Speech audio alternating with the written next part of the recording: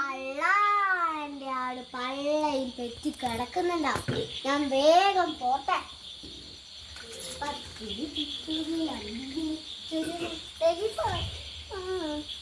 Hi, കൊള്ളാല.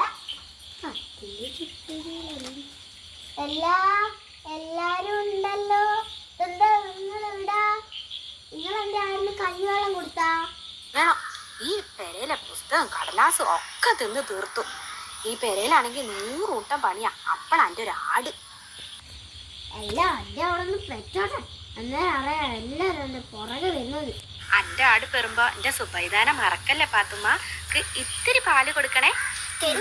അടി വെച്ചത് എന്റെ ഓണ കുറ്റം പറഞ്ഞ പോരായിട്ട് ഇന്നത്തെ പാല്